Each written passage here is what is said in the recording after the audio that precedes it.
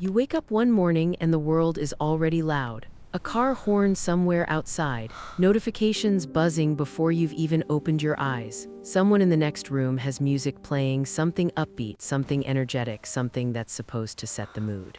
And instead of feeling motivated, you feel irritated, not because the music is bad, not because you hate sound, but because all you really want more than anything is silence. If that sounds familiar, you're not broken. You're not boring, and you're definitely not missing out on life, even if people around you joke that you're too quiet or too serious. In fact, your brain might be doing something very different from the brains of people who need music playing all the time. Most of us grow up with the assumption that music is universal, that everyone loves it, that silence is awkward, empty, or even sad. We're taught to fill quiet moments. Music in the car, music while working, music while cooking. Music while exercising. Silence, on the other hand, is often treated like a problem to be solved. So when someone says, "I actually prefer silence," it feels almost rebellious, like admitting you don't like chocolate or sunsets. But psychology tells a much more interesting story. Let me paint a picture. Imagine two people sitting in the same room, same lighting, same temperature, same environment. One of them feels calm when music is playing softly in the background. The other feels their thoughts getting tangled, their focus slipping, their energy draining. The difference isn't taste, it's how their brains process stimulation. Some brains are like sponges, they soak up sound, rhythm, lyrics, emotion, and use it as fuel.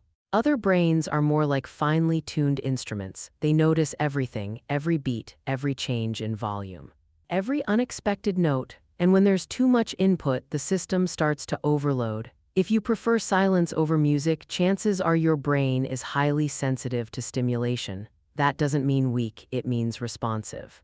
Your nervous system picks up on subtle changes that others tune out. Silence, for you, isn't emptiness, it's space. It's breathing room for your thoughts. There's research showing that silence actually activates parts of the brain associated with self-reflection, memory consolidation, and emotional regulation. When it's quiet, your brain isn't just doing nothing. It's sorting, processing, making sense of things you didn't even realize you were carrying. That's why silence can feel so good to you. It's not boring, it's restorative. Think about how you feel after a long day surrounded by noise, conversations, traffic, screens, background music in every store. By the time you get home, you don't want a playlist. You want the volume of life turned down. Silence feels like taking off tight shoes at the end of the day. Relief, release. People who prefer silence often have rich inner worlds. Their minds are already busy, thoughts bounce around, ideas connect, emotions surface. Music, especially music with lyrics, competes with that inner dialogue. It's like trying to read two books at the same time. For some people, that's exciting. For you, it's exhausting.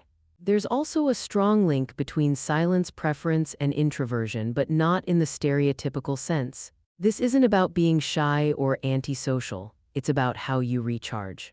Extroverted brains often seek external stimulation to feel energized. Introverted brains tend to recharge internally. Silence gives you access to that internal battery. And here's something people rarely talk about.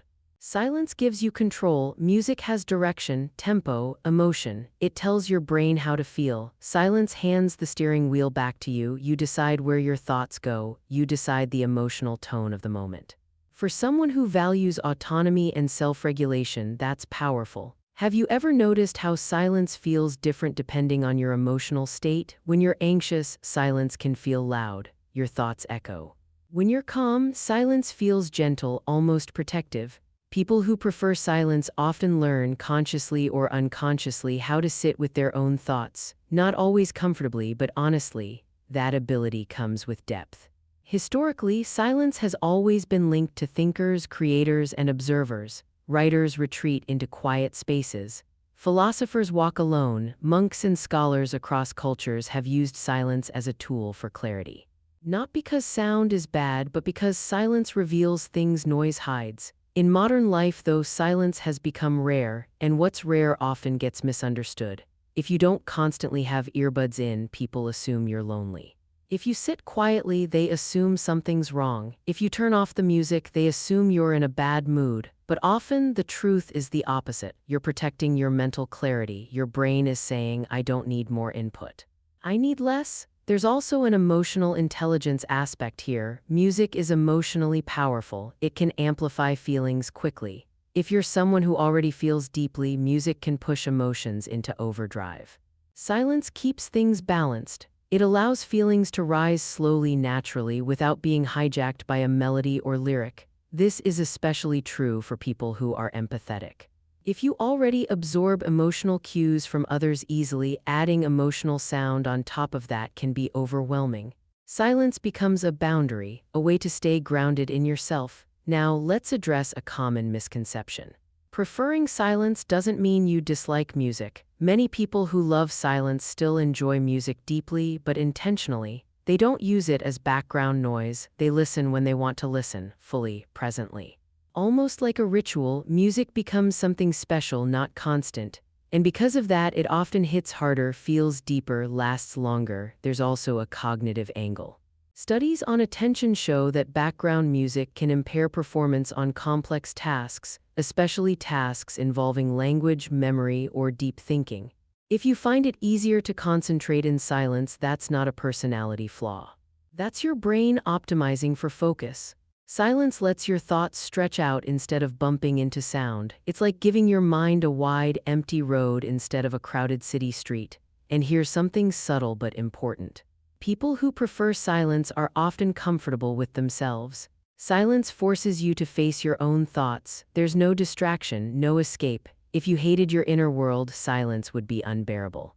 The fact that you seek it suggests a level of self-acceptance or at least a willingness to engage with who you are. That doesn't mean you're always calm or happy, it means you're honest with yourself. Of course, silence isn't always peaceful. Sometimes it brings up memories, regrets, questions, but even that has value. Silence doesn't numb you, it reveals you, and some people would rather know what's inside than drown it out with noise. In a world that equates loudness with confidence and constant stimulation with happiness, choosing silence is quietly radical. It says, I don't need to perform my emotions. I don't need to fill every gap. I'm okay being here. If you've ever been told you're too quiet, too serious, or too intense because you don't need music all the time, understand this: your brain is wired for depth, not noise, for awareness, not distraction. For presence, not constant stimulation. Silence is not the absence of life. For you, it's where life actually happens. And maybe the most beautiful part is this: silence makes you listen, not just to sounds, but to people. To moments, to yourself. In silence, you notice things others miss: small shifts in mood, subtle changes in energy, meaning hidden between words. That's not something to fix, that's something to respect. So the next time you turn off the music and choose quiet instead, don't feel like you're missing out. You're tuning in, just on a different frequency. If this resonates with you, take a moment to reflect on how silence shows up in your life. Maybe share your experience in the comments. And if you enjoy exploring the hidden psychology behind everyday behaviors, you already know what to do next.